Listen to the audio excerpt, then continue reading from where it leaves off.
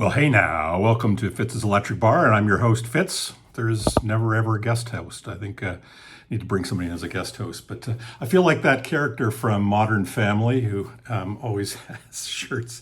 All of his shirts have those cuffs. It made me enjoy these cuffed shirts a little bit less, just because that was so funny. I'm following up on something that Capo Fetish posted, I think last night. Depending on when I post this. But I really liked it. It was 1970's album Closers, so the last song on an album that was released in 1970. And I kind of like the idea, and I just sort of sat there going through my collection and looking at artists and thinking, well, they probably have a really strong closing song. And I was surprised by ones that maybe didn't have that very often, and also started to get a sense of maybe philosophically how bands were putting albums together, especially if they were in the 70s, because of course it was pre-CD. And it's very different when you've got, let's say, a record with two sides. You've got the first song, often a single or a really strong track, and ending side one, and then again, same deal with side two. But the album closer is a very unique kind of position on the record. One of the things that first comes to mind when I was going through all of this, of course, is the Clash's Train in Vain, and that was a hidden track. I don't know if it remained a hidden track, but when London Calling was first released, Train in Vain was a hidden track, and was also a single. I mean, that just was kind of like anti-marketing. It went against everything. It was counterintuitive, but it was amazing because I remember getting that album before Train in Vain was released as a single, and just kind of realizing as I was pouring through the liner notes and everything, well, hold on, this song isn't listed here, and Jesus, this is great. So it was really a smart way of doing things, but not the way that the industry would normally do things. It didn't have Train in Vain written on the record. Normally, anything that's a single, especially in North America, not so much in the UK, because the singles had their own kind of standalone focus and weren't always included on the albums. But, in North America, you put out a record and the singles on it, it would have a hype sticker saying includes or whatever, prominently displayed. So they were quite unique in that way. But I started thinking a little bit about album closers and what, how might a band approach an album closer? Well, even with vinyl, the last song on the album, there's the possibility of the listener not necessarily like staying focused all the way through the album. So you run the risk of potentially having a song that is played the least. And it felt like when I looked at many artists' records, often the album closer was not that strong. It was really, I can't say throwaway, but they were certainly not among my favorite songs. Maybe I had lost focus and wasn't really listening either. And others, very, very powerful songs. I think the album closer has often will be somewhat melancholic, beautiful, reflective, right? And it kind of is a denouement, or puts a kind of a punch, like an exclamation on the album in terms of tying it all together, if there's any thematic kind of tie to it. Sometimes it's the title track of the album. They'll have that on the last song. So Nick Cave has done that many times. Push the Sky Away, Skeleton Tree. Tom Waits has done that as well. Blue Valentine, Foreign Affair, and others that I'm going to bring up for both of those artists momentarily. I think I'm doing both, yeah. Anyways, what I'm going to do with this one, as he says, 3:47 into it, people tell me, move it along, man, not so long. But I'm going to meander and wander, and that's just the way I do it. So I'm going to do 10 songs. First of all, I'm going to put a link below to Capo Fetish. I've been following him. I think he and I started around the same time. I think his name is Tom. And so I'm always interested in what he's doing. Besides, we share a lot of very similar interests, and in terms of bands and artists that we really like. And if there's something that I've either heard of but don't know, or don't even know at all, and he's recommending it, I certainly give it a listen. And I'm always hopeful, and one of the reasons why I love this whole channel in the vinyl community is the idea of sharing music. It's something that I'm spending my time doing to make money. I'm doing this because I love music, and if I can have a bit of an audience beyond my friends, some of whom enjoy it and some probably roll their eyes a little bit, then that's fantastic. I always joke that I'm a music evangelist, so I'm trying to spread the word, as it were. So a lot of these ones you're probably going to know, because these are songs that I think are very strong. So I'm going to start with 10 1970s album closers. That was the focus for Capo Fetish. And then I'm going to do non-1970s album closers, just really strong album closers that didn't come out in the 1970s. And I encourage people to either comment below in terms of what you think are fantastic album closers, and also potentially, if you're doing videos, then do one of your own, because I'd love to hear what other people said. I spent way too much time on this, but I thoroughly enjoyed it and really felt like I got to know the artist better when looking through their albums and seeing what songs they chose for their album closers. Anyways, without further ado, 1970s album closers. With the passing of Robbie Robertson, I'm going to lead off with music from the Big Pink. Seminal album, not much to be said about this, but the last song, this is the reissue, but the last song, I Shall Be Released, of course, a Bob Dylan song, but really beautifully done by the band, and just a killer album closer. So the band, music from Big Pink from 1970. Other one, an artist that I don't think gets enough love in the VC, Jeff Buckley gets a lot of attention, and he's the son of Tim Buckley. I just love Tim Buckley. I think he's just this quintessential 1970s singer-songwriter.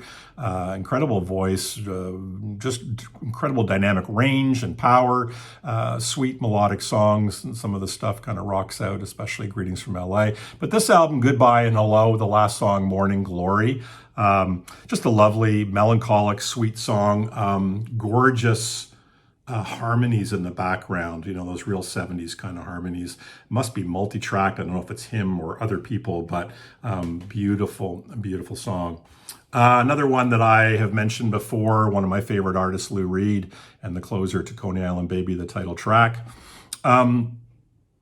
A lot of people who don't know Lou really well think of him as a very acerbic, kind of typical New York, in your face. And they think of some of the Velvet Underground songs or even some of his solo work, other than, I guess, Walk on the Wild Side certainly showed a softer side to him. But he's got a lot of just beautiful, vulnerable songs, sweet melodies, and yeah, just very open, emotional sharing of kind of how he sees the world. And Coney Island Baby is really just about the story about a guy growing up and wanting to fit in, I guess, is how I would take it. And it's just crazy good. It's such a good song. So title track, Coney Island Baby, last song on that particular release. Next one, another album whose title closes the album, and pardon the pun, so Closing Time. So Tom Waits' first record, I think it's just gotten a re-release. Staggeringly great record and an amazing career arc for this guy. This first record, very sort of beat-oriented, but also very singer-songwriter, beautiful balladeer on the piano. Lyrics are awesome. And his voice kind of pre-ravaged, like Lou Reed, who had a very sweet voice in the early days, became somewhat vocally ravaged and used it to their advantage. And certainly Tom Waits has done that. When you think about all the stuff that he did in the 80s and 90s, the Swordfish Trombones and Rain Dogs and Mule Variations later in the 2000s and everything. One of those most respected of artists of all time.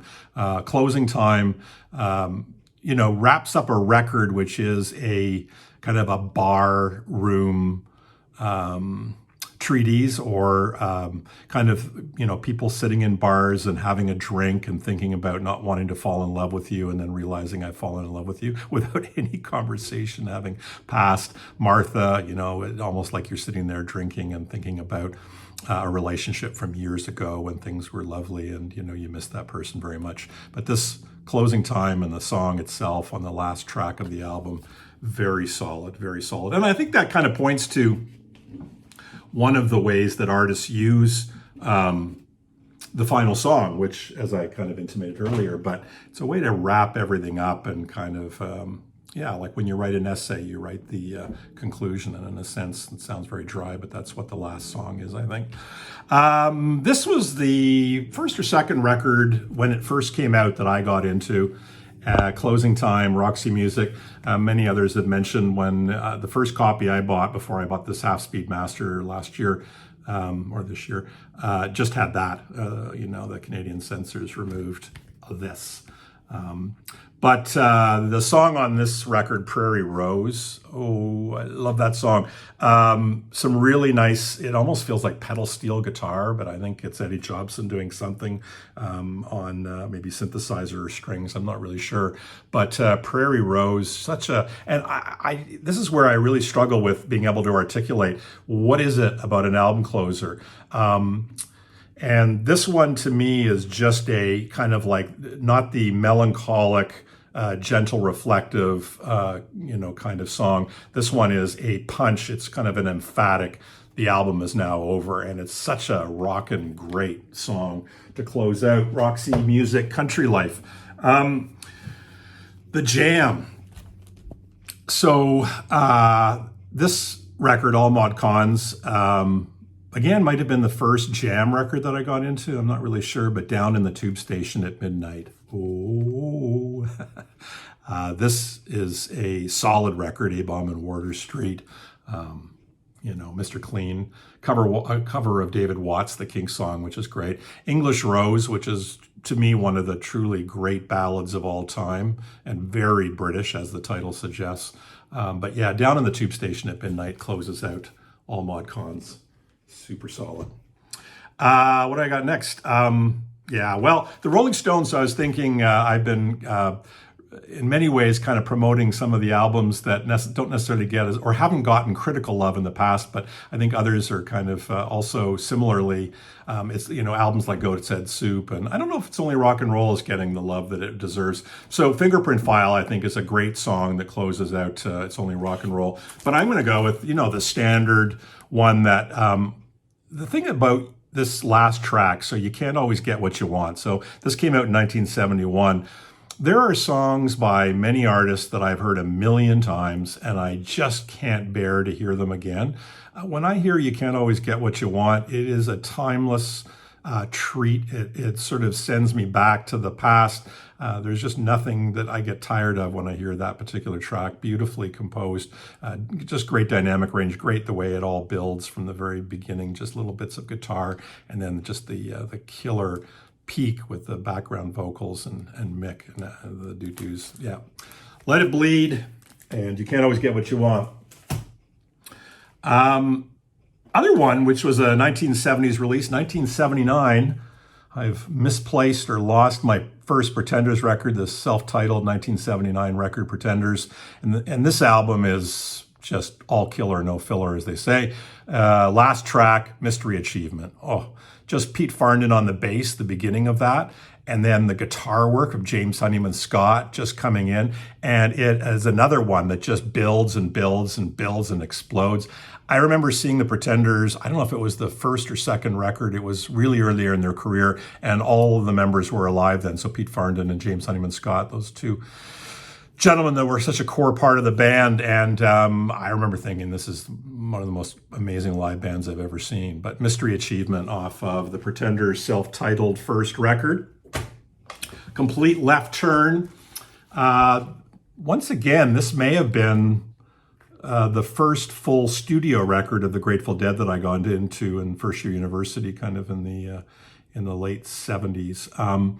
But Mars Hotel, still an album that I just love, and China Doll, Jerry and Robert Hunter ballad, exquisite song, still played now with Dead and Company, or more recently O'Teal Burbridge would sing the lyrics, and he did a great job of it. But it's a sweet, sort of painful thought that may relate to drug addiction, but it's all about sort of loss, and super strong song. China Doll off of Grateful Dead's Mars Hotel 74 was a release for that. And the last one on my 10 for the 1970s is Sarah off of Desire. Wow, you listen to that song and you just know how much, not only did he love her, because I think this is, post the relationship had ended, I believe. This came out in 1976, but also just how important she is in his life as the mother of his children, and Yeah, it's melancholic. It feels like tremendous loss, but through that all, there's a kind of almost a tribute to her and everything she stood for him. What she meant to him comes through loud and clear on the last song on this record, Sarah, Bob Dylan's Desire. So that's it for my 1970s releases. I'm going to take a quick break and I'll come right back with the other years.